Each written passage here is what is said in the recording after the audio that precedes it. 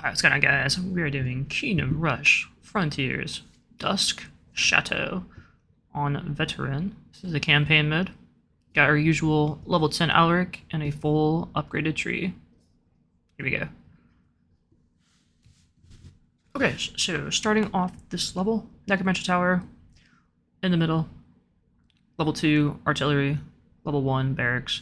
We get a cool hero, Vampire Chick. She is pretty good.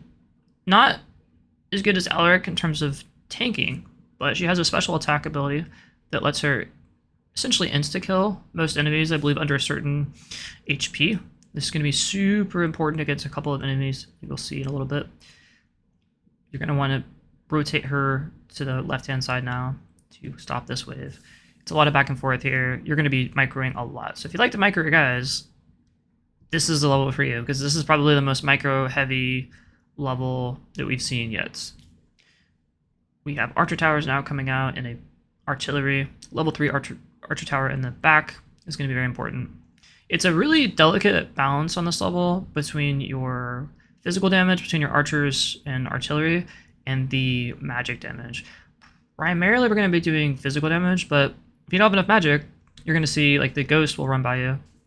Especially these warrior ghosts, they can cause all kinds of problems. So fortunately, the vampire can deal damage to the ghost, but only when she uses her special attack. Primarily, she attacks with physical. You can see she's not doing anything physical attacks, but she does do that cool, I don't know what you call it, like pink wave thing, and it does good damage. It can just like one hit ghosts most of the time. She also has a regeneration ability, which lets her tank out most enemies in the game. Seriously, she can 1v1 a Abomination just due to her health regen. It's crazy. But rotate her over to the right, have Aleric on the left here. He's going to have to deal with the werewolves and the lichens. She is better with the ghouls and the ghosts. So wait for that part to die, and then you can kind of just rotate people around. We're going to drop a rain of fire on the lichens, because those things are just too dangerous. Okay, so you can see we have focused on getting our Archer Towers up for this lichen waves. We have level 4 in the back, 2 level 3s, and then at wave 5 here we have a level 2 level 4 Archer Towers and a level 2 Artillery, which will eventually be a mecha on that left-hand side. Have your vampire stand on the left-hand side. You can see we're introduced to a new enemy, vampire-esque, vampire chicks, vampire, whatever they're called. If you ever read the Dracula by Brian Stone, it's essentially that. These are female vampires, and they are really good at draining the life out of your hero, or your barracks. They don't do anything to undead guys, which is why we have a Dark Rider now on that right hand side. That's going to be super important. But if you have your Aleric there, they will drain his health and gain a lot of health back. So basically, you just can't effectively stall them with Aleric or most of your barracks. So you have to use her early levels, otherwise you just kind of lose. And then you can see wave 6, we're moving our vampire right over to the right-hand side to stall these ghosts. So it's a lot of microing back and forth. Anyway, level 2 Artillery Tower, right-hand side. In the back, we got a level 3 Mage and a level 3 Archer Tower. Have her Aleric on wave 7 stand over here on the left. Gonna tank out these lichens. We've got a ton of Abominations. That's 5 of them. Very scary getting to the back of our lines. But we have enough Archer Towers now to be chipping these guys down, and we shouldn't have any trouble. You can see we're doing a lot of microing, rotating everything over to the left-hand side.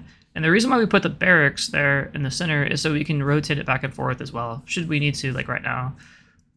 A lot of these waves early on, we're not going to be calling stuff in early. You can see we're pretty much letting it time out. Maybe I do call it in to get a tiny bit of extra reset and gold, but it's not very much. And you just have to give yourself time to kill off these Abominations before you call in the next wave. Otherwise, it's just going to be too much to deal with, and you will get Zerg down. So, again, a vampire on the right-hand side now to deal with the other vampires that's come in. She can potentially one-shot them with her special attack. You really just want to try to wait on that. And then the Dark Rider, of course, is dead, so he doesn't get his life drained. That's also super important. So the Aurora he gives off is also great because it makes the skeletons last longer. It's just a really good upgrade to get early on. fact, at this point, I have 2 points into it. Artillery, we're going to be waiting because it's so expensive to upgrade. We're not going to rush it. But having at least one artillery as a level 1 tower is good because of the shock and awe trait we get from our tech tree.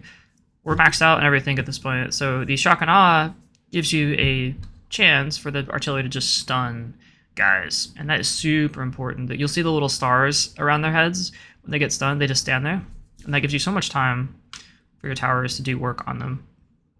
This can save you, especially if you have really threatening enemies like lichens and vampires getting stunned. Super good. But by wave 9, we have already gotten a mecha on that left-hand side, and that is going to be crucial. Same thing with the wizard tower in the middle. You're going to need that for the ghost warriors that will come out. So just periodic, it's a good balancing act. I would pay attention to the ghost. Sometimes these warriors can get too deep into your lines and cause a ton of problems. We have essentially 2 mage towers, 2 towers that can really deal damage to them. So if they get past those things, or if they get like an awkward angle, they can be a really big problem. So we're trying to clump them up here. Let our Necromancer tower and Wizard tower do as much damage as they can. And we should be good. I'm having our Vampire and Aleric just stall as much as we can. She does much better against the swords than the Aleric does, because she's considered a vampire, so she's not really alive. She doesn't take that AoE damage that those guys have. So a little bit close there. We had to drop Arena Fire, and I probably should have dropped it earlier. I didn't know if I had to, so I just waited, and I should have just dropped it earlier, so it wasn't that close. That Wizard tower saved us there. Dark Rider, again, really good here on the right-hand side. And the Mecha, super good on the left-hand side, doing that damage. The Vampire ladies have very high magic resist, so that's why we have primarily physical damage. Just to chew through all that. They can, well, do damage. If you try to kill these things with magic, it's just so hard. They take so many hits. Even at level 4, Mage and Necromancer towers just don't do a whole lot against really high magic resist armors. Really high magic resist enemies. Wolf guys now. Left-hand side. Heroes, I should say. These abominations, 8 of them now. Pretty scary. Thankfully, the Archer towers do really good work against them, and we have a ton of stalling with that mecha, the Necromancer tower, the barracks, and just everything, with tons and tons of stalling. So, good stuff. You could even rotate your Dark Rider over if you like. Just be careful, because the abominations, of course, will explode when they die. Your hero can take 2 hits before going down. One explosion takes it to about maybe 20-30% HP, and then another explosion will kill off your hero. So we're careful not to let Aleric or the Vampire die. And this level is tight enough where if you let a hero die to Abomination like that, it can kind of cost you the game. You will likely get 1 or 2 guys slipping through just because you don't have that stalling power. We have 12 tons of werewolves now and some lichens coming. We need Templar Knights, and you maybe want to consider putting a point into their health early on. We also got a point into the Wasp missiles, and you can see we're experimenting with the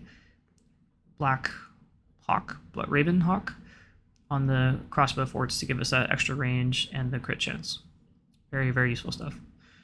Let the vampires stall like as much as you can. You don't want to rush your reinforcements on top of them. That's probably the worst thing you could do, because that gives them the opportunity to just leech your life off of the reinforcements. So as much as possible, let them just walk down the lane unimpeded by your barracks or your hero or your reinforcements. Unless they're skeletons, of course, then that's fine. Or the Dark Riders. Other than that, you want to just try not to touch them.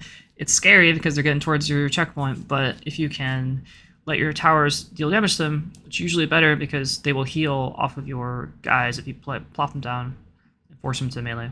So, Scorched Earth now, coming from the Ground Pounder. So we got the Ground Pounder, I believe, last wave, and we're getting Scorched Earth upgrade.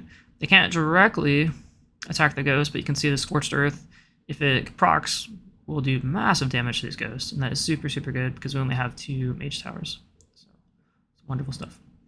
The ghost also gets sucked up by the tornadoes. You put a point into this tornado, and that's going to be a lot of stalling power. Wave 15. This is the final push before the boss fight. As you may have guessed, there is a boss fight. And We're gonna try to clump up these fallen warriors. Wave, or the left-hand side isn't near as scary. The abominations will eventually die, and there's only like 4 of them, so you're fine. But we have to make sure these swords warriors die quickly. Between the Rain of Fire and the Scorched Earth, it isn't too much of a problem. And then you can see I'm kind of prepping for the boss fight here, getting a lot of upgrades into these crossbow towers, because once the final fight starts, tons and tons of vampires are going to be spawned, and we're going to want as much DPS as possible. So we're just waiting here. Final push, lots of Lycans. How many are there? 1, 4, 8, 9, 10. Is that 12? I think 12 or 13 Lycans. That's a lot of Lycans. We're going to, thankfully the Tornado is so good at stalling here. We're rotating stuff back and forth. You're going to have your Dark Rider on one side, heroes on the others, and that is going to get into the final fight here. So this guy is not that scary by himself. The problem is he summons a lot of stuff, which soaks up the hits. We're not even focusing on the main vampire guy, because he summons so many vampire chicks, they just tank all the damage. So it's hard to get your towers to actually isolate this guy and focus on him, because they're going to focus on the enemies closest to your checkpoint, which is not going to be him. So we use a lot of archer towers and those wasp missiles to try and deal damage to him. Basically, we just want to get him to this main checkpoint here with the main choke point with the mecha, and just stall him out and use all of your archers, try to get those upgrades in and drop a nice Rain of Fire. That should trigger him into the second part of the stage. See, he's flying now back to the entrance, and he will wait until we kill off most of these vampires and he starts walking down. So you can see a little aurora around him. It's like a red wavy lines and stuff. If you put anything near him, like anything at all, even those skeletons, anything just dies. So your chance of stalling him, not very good. We're going to move Aleric over anyway to try to give us a little bit of stalling power, but see, he's not really being slowed down. Thankfully, we have enough DPS just to finish him off, and that is the fight. GG. So, a little tight, but enough DPS, should be good to go.